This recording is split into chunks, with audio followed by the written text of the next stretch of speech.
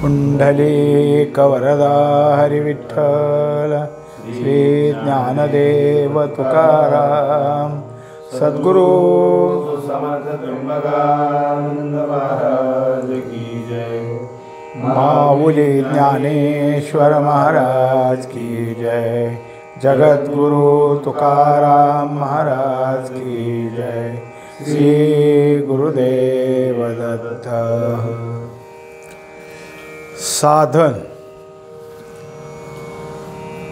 साधन या चिंतनामध्ये अगोदर साध्य पक्क करावं। ते जर नसेल तर साध्य अनेक आणि साधने अनेक असं होऊन बसेल। साधन कोणतं आणि साध्य कोणतं याचा विचार काही ठिकाणी आलेला असतो, पण तो विवेक कळत असूनही मनुष्य योग्य साध्य काय हे शोधत नाही आणि त्यामुळं साधनही त्याचं चुकीचं होतं। आता त्याच्याकरता कोणत्या प्रकाराचं असावं असा चाललेला विषय। ऐका गा अवघे जग, ऐका गा अवघे जन, शुद्ध मन ते हित, शुद्ध करोनिया मन नारायण स्मरावा। अगोदर मन शुद्ध पाहिजे ही पहिली भूमिका होय। साध्य नक्की करणे हेच शुद्ध चित्ताचे लक्षण होय। विषय सुखाची मागणी करणे किंवा साध्य ठरविणे हे अशुद्ध चित्ताचे लक्षण आहे। याबाबत विचारच केलेला नाही। आपल्या साध्य साधन या विचारात पहिल्यांदा मन शुद्ध पाहिजे आणि मन शुद्ध असलं तर साध्य निश्चित होईल। चित्तही शुद्ध राहिलं तर आपल्या ठिकाणी साधनही व्यवस्थित करता येईल। पण विषय सुखाची मागणी करणारे हे जे आहेत ह्यांचं साध्य विषय असल्यामुळं चित्त अशुद्ध आहे असं निश्चित होतं। विषयात सुख आहे काय? विषयातून सुख भोगता येते काय? सुख कोठे आहे? सुख कोठे उत्पन्न होते? सुख कोठे भोगले जाते? सुख भोगताना कोण हजर असते? हे दररोजच्या अनुभवातून पाहिलेलेच नसते। आता मनुष्याच्या ठिकाणी कशा चुका होतात तर विषयात सुख आहे अशी त्याची एक समजूत आहे। मग त्याच्या ठिकाणी विषयातलं सुख हे जे असलं तरी ते सुख कोठे विषयात कुठे आहे? शिवाय ते तिथून उत्पन्न झालं तरी आपण कुठं भोगतो? ते भोगताना आपल्याला त्या ठिकाणी काय हजर असतं? अशा ज्या काही प्रश्नावली आता निर्माण झाल्या याचा विचार जर केला तर मनुष्याच्या ठिकाणी आपल्याला विषयात सुख नसतंच हे नक्की होईल। फक्त समजूत मात्र कशी झालेली असते व प्रत्यक्ष परिस्थिती तशी कशी असते याचा मेळ पाहिलेला नसतो। उदाहरणाने तपासून पाहावयास हरकत नाही। संसारी मनुष्याच्या समजुतीचा महालाभ उदाहरणादाखल घ्यावा लागेल। धनलोभी आहे आणि त्यातच धनाचा फार मोठा साठा सापडला। तो दृष्टीने पाहिल्यावर त्याला बोलणे सुचते का? हर्ष झाला तो धनातून झाला का हृदयातून झाला? ज्या ज्या ठिकाणी इंद्रियद्वारा आनंद भोगावयाचा ती इंद्रिये त्या त्या क्षणापुरती मावळतात त्यावेळी उपलब्ध असतात का असा प्रश्न येतो। हर्षवायू होऊन अंतःकरणातील बुद्धी मन हे तरी व्यवहारी पद्धतीचे असतात का? अशा उदाहरणाच्या तपासावरून कळून येण्यासारखे असतात. आता काय पाहिलं आपण की एक उदाहरण पाहिलं की एखादा कसा आहे, धनलोभीच आहे, किती मिळावं असं त्याला सतत वाटतं. पण योग असा आला की त्याला फार मोठा धनाचा साठा सापडला. आता त्याला ते पाहिल्यानंतर हर्ष झाला. मग त्या धनातून आला हर्ष का त्याच्या हृदयातून झाला? तर उत्तर असं आहे की हृदयातूनच झाला. मग तो हर्ष भोगायला इंद्रिय होती का सावध? इंद्रियाच्या ठिकाणी आपण हे भोगतोय हे त्या क्षणात तरी उपलब्ध आहे का? हर्षवायू होऊन अंतःकरणातील बुद्धी मन हे व्यवहारी पद्धतीचे असतात का? म्हणजे हे सगळंच तिथं कसं झालेलं असतं, एखादा मनुष्य आश्चर्यानं जसा काही समजत नाही असा तटस्थ होतो, त्याला ताटस्थ्य लागतं, तसं ह्या सगळ्या इंद्रियांचं झालेलं असतं. बाकीच्या क्षुल्लक गोष्टी दररोजच्या प्रसंगाच्या क्षणातून उद्भवणाऱ्या असतात. त्या प्रसंगाचे सुखही अल्प असते, इंद्रियांचा विरामही अल्प असतो व त्या सुखोपभोगाची एकाग्रता अल्पच असते. आता झालं हे एक दाखवलं, पण एरवी दररोजचा जो व्यवहार आहे त्याच्यातही आपल्याला असे काही प्रसंग येतात की त्या ठिकाणी मनासारखं झालं तर इंद्रिये मन बुद्धी यांच्या ठिकाणी काय आहे की सगळं सुख जागं झालं आहे असं वाटत असतं. पण त्याच ठिकाणी त्याच्या सगळ्या त्या सुखाची जी जागा असते ती अल्प असते. इंद्रिये अल्पसुखात सुखी होतात, मनबुद्धी अल्पसुखात सुखी होतात व सुखोपभोगाची एकाग्रताही अल्पच असते, कारण ते क्षणिकच आहे. त्यामुळं त्या ठिकाणी जरी सुखाच्या ठिकाणी एकाग्र झाला असला तर काही थोडा वेळच, त्यामुळे तितके लक्षातही येऊ शकत नाही आणि मी सर्व इंद्रिया समवेत विषय सुख भोगले असे वाटते. पण वास्तविक सुखाचे उगमस्थान, त्यातून झालेला उद्भव व त्याचा उपभोग हे अगदीच समजुतीच्या विरुद्ध प्रकरणातील असतात. आता त्याच्यात समजुतीच्या विरुद्ध प्रकारातील असतात. आता याच्यामध्ये एक पाहिलं की जेव्हा सुख होत असतं तेव्हा सुख भोगलं तरी कुठे एका ठिकाणी ते सुख होतं आणि तिथूनच मला अनुभवाला आलं. उदाहरणार्थ आता शास्त्र सांगतात की सुख अंतःकरणात हृदयातूनच आलं किंवा अंतःकरणात आलं ते परमात्म्याच्या ठिकाणातून आलं. पण अशी समजूत आपली कधीच होत नाही. कोणताही विषय भोगला की इंद्रिया समवेत हे सुख मला प्राप्त झालं असं त्याला वाटत असतं. हे लक्षात येऊन त्याप्रमाणे साध्य ठरविणे हे शुद्ध बुद्धीचे लक्षण आहे. तेव्हा विषयात सुख नसून माझ्याच ठिकाणी ते सुख आहे आणि ते मी अनुभवलं असं जर ज्या बुद्धीला कळलं तर ती शुद्ध बुद्धी, त्या शुद्ध बुद्धीचं त्याला लक्षण आहे असं म्हणता येतं. कारण त्यांनी हे लक्षपूर्वक शोधलं की कुठलीही वस्तू कुठलाही विषय सुख देणारा नाही. सुख असतं आतच, पण ते मिळाल्यावर त्याच्यापासून सुख मिळाले अशी जी आपली समजूत होती ती समजूत म्हणजे अशुद्ध बुद्धी.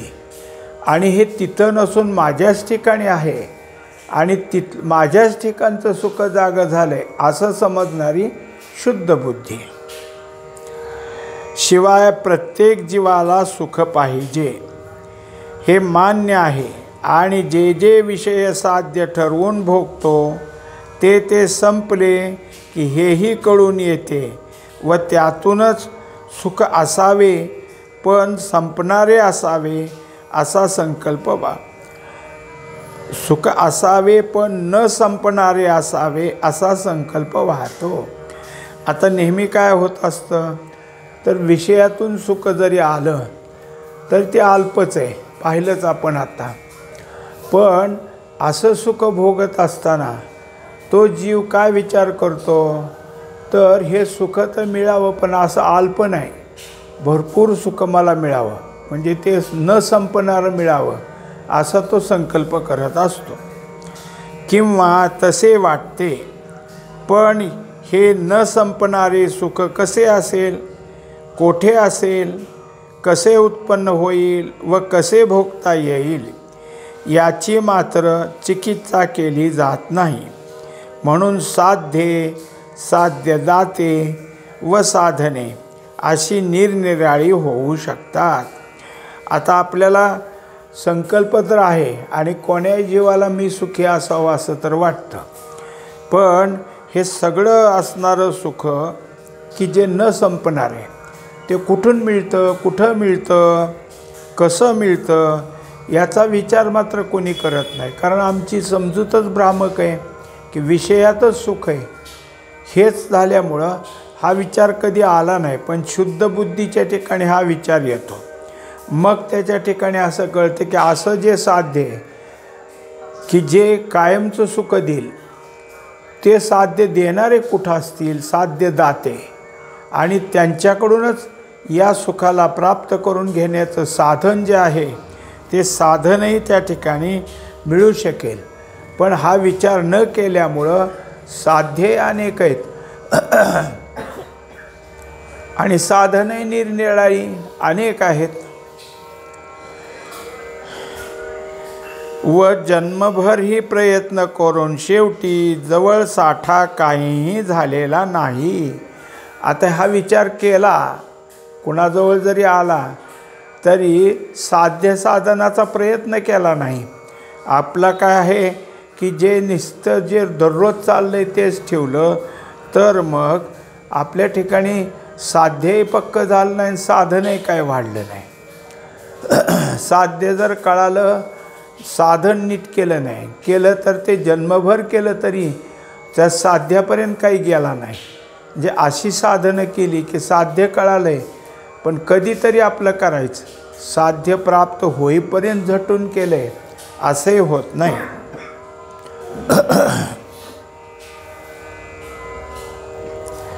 असे पाहण्याची पाळी येते.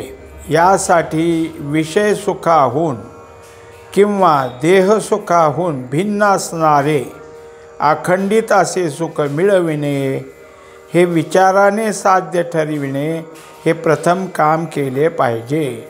आता सुरुवातीला आपल्याला एक असं समजून दिलं की विषय सुख किंवा देहसुख हे सगळी जी सुख आहेत ही सुख आपल्या ठिकाणी असावीत असं वाटत असलं तरी हे सुख तिथून त्याला प्राप्त करून देणारं म्हणजे विषय सुख किंवा देहसुख असे सुख आपल्या ठिकाणी काय आहे की आत्तापर्यंत भोगलं तर न संपणारं असं नाहीच.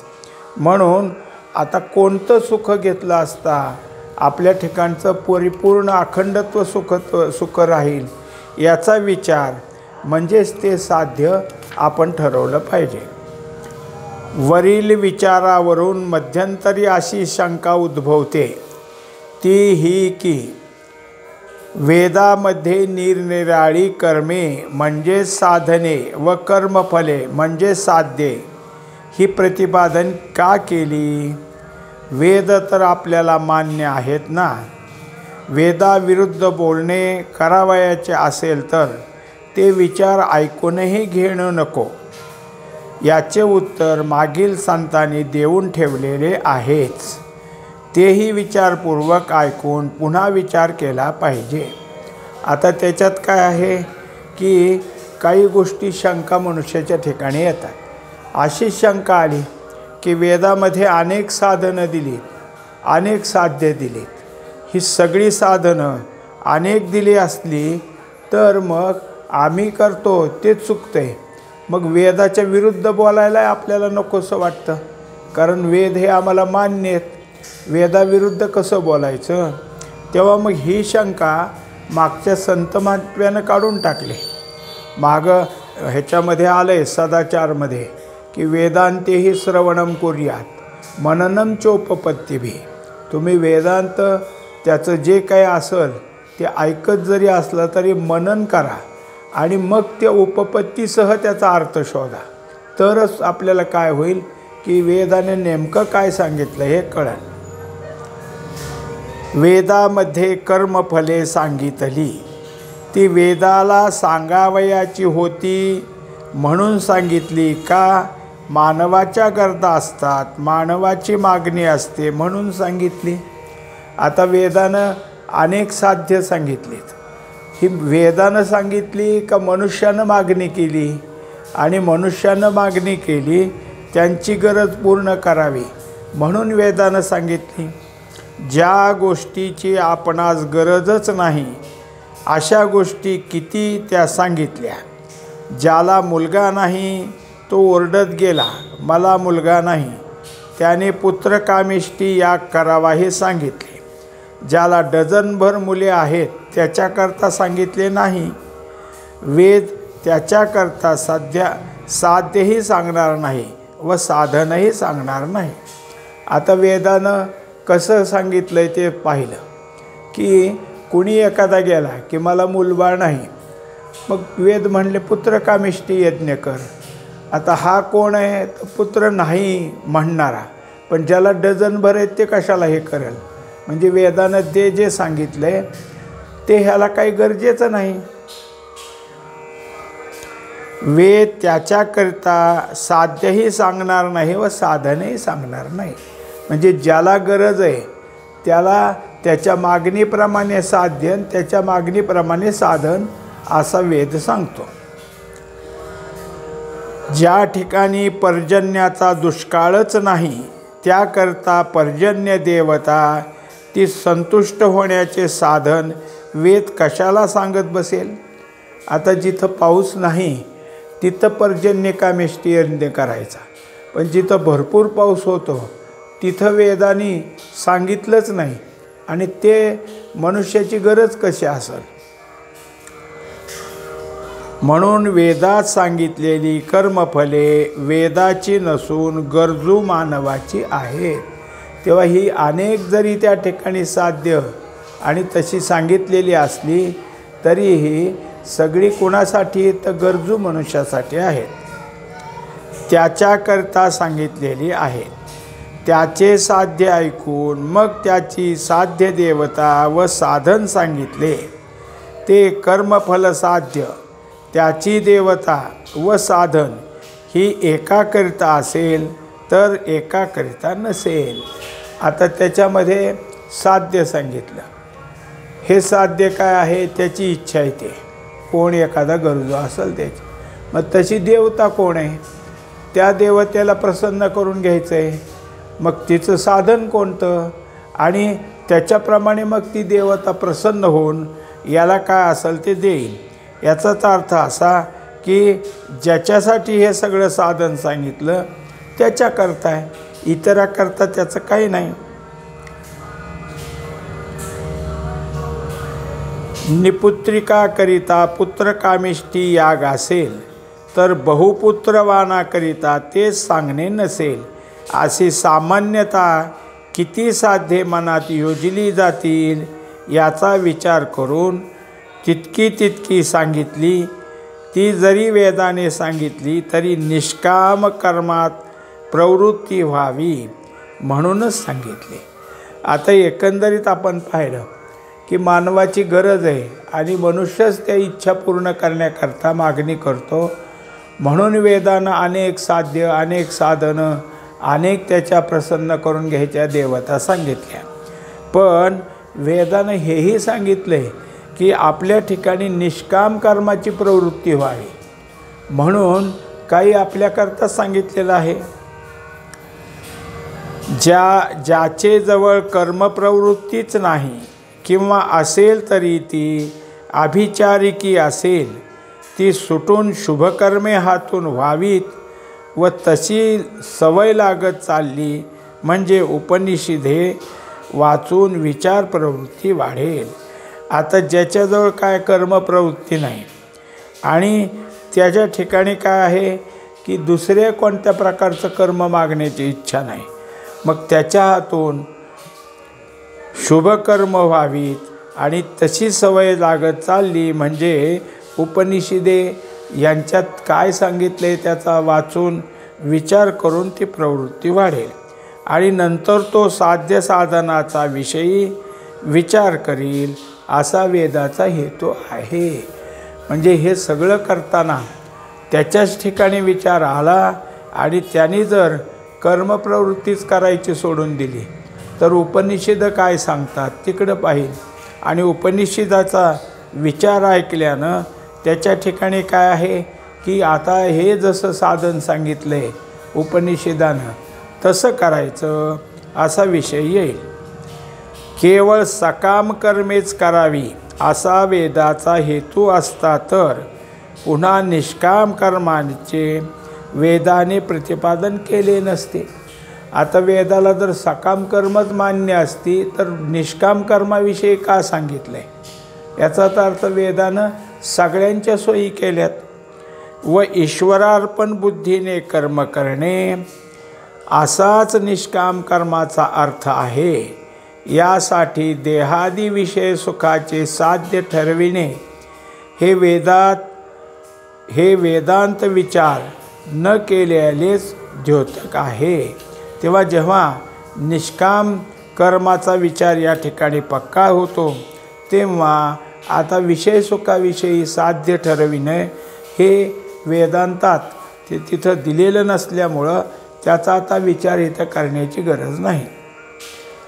यानंतर दुसरा विचार विभाग म्हणजे मोक्ष, शांती, समाधान, निरतिशयानंद, अखंड सौख्य, आत्मज्ञान, ब्रह्मज्ञान हे एकार्थवाची शब्द असून ते निरनिराळ्या वस्तू दाखविणारे शब्द आहेत अशी समजूत झाली तर तितके निरनिराळे साध्ये व प्रत्येक साध्याची अनेक साधने होतील व पुन्हा हे साधन निवडावे का ते साधन निवडावे, हे साध्य चांगले की ते साध्य चांगले असा घोटाळा उडणार व बुद्धीच्या ठिकाणी चांचल्य येऊन पुन्हा साधनांतरे होत जाणार.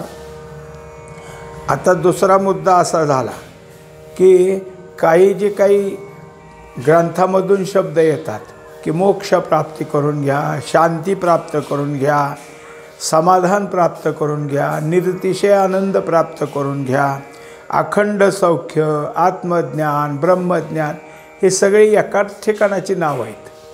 मोक्षण आत्मज्ञान, मोक्षण ब्रह्मज्ञान, मोक्षण शांती, मोक्षण समाधान, आत्मज्ञान आणि समाधान शांती सगळी एकच आहे. ही जर वेगवेगळी आहेत असं जर आमचं समजूत झाली तर अनेक साध्य झाली. एक मोक्षाच्या साध्याला लागला तर दुसरा शांतीच्या तर तिसऱ्या समाधानाच्या असं होऊन बसल. मग साध्य अनेक, साधनं अनेक होऊन बसतील आणि मग हे चांगलं का ते चांगलं. पुन्हा आता या आमच्या ठिकाणी काय आहे की होईल काहीतरी गोंधळ, शिवाय हे निवडावं का ते निवडावं असंही वाटायला लागेल. म्हणून साध्य चांगलं कुठलं किंवा काय असा विचार करण्यातच बुद्धी पुन्हा चंचल होईल आणि मग थोडे वेळ हे कर, 4-8 दिवसानं ते कर असं सारखं बुद्धीच्या ठिकाणी होईल. मुलाच्या परीक्षेसारखी परिस्थिती होते. पहिला प्रश्न अगोदर लिहावा की दुसरा लिहावा, दुसरा सोपा वाटून निम्मा अर्धा लिहित यावा, तोपर्यंत बुद्धीची मुरट खावी व नको हा पहिला यापेक्षा सोपा आहे तोच लिहावा म्हणून झालेल्या रेघा ओढून खोडावा व पहिला लिहावयास घ्यावा. तो निम्मा पाहून लिहित यावा तोपर्यंत बुद्धीने पुन्हा कौल द्यावा. यापेक्षा तिसरा सोपा म्हणून भरपूर मार्क पडतील. झाले लिहिलेला खोडावा व पुन्हा तिसरा लिहावयास लागावे. या करण्यात वेळ संपत आलेला असतो. शेवटी खाडाखोड केलेला पेपर दिला जातो व निर्णय नापास झाला हाच लागतो. आता त्या मुलाने काय केलं तर पेपरमध्ये प्रश्न पाहिले आणि लिहिताना पाहिलं दुसरा सोपा आहे. तो अर्धा झाल्यावर मग म्हणतो नाही पहिला सोपा होता, मग ते अर्ध लिहिलेलं खोडून टाकतो. मग दुसरा पहिला घेतला, मग म्हणणं नाही तिसरा सोपा आहे, हे खोडून टाकलं, तिसरा लिहायला घेतला. असं सगळं करूस्तोवर वेळ संपली आणि खोडाखोडी केलेलाच पेपर द्यावा लागला. निर्णय काय मिळाला तर नापास. कारण कोणताही एक प्रश्न व्यवस्थित शेवटपर्यंत लिहिला नाही. सगळे अर्धवट लिहिले आणि लिहिले ते खोडूनही टाकले. याच्यामुळं त्याच्यापुढं काय आहे की नापास होण्याचीच वेळ त्याच्या ठिकाणी आली.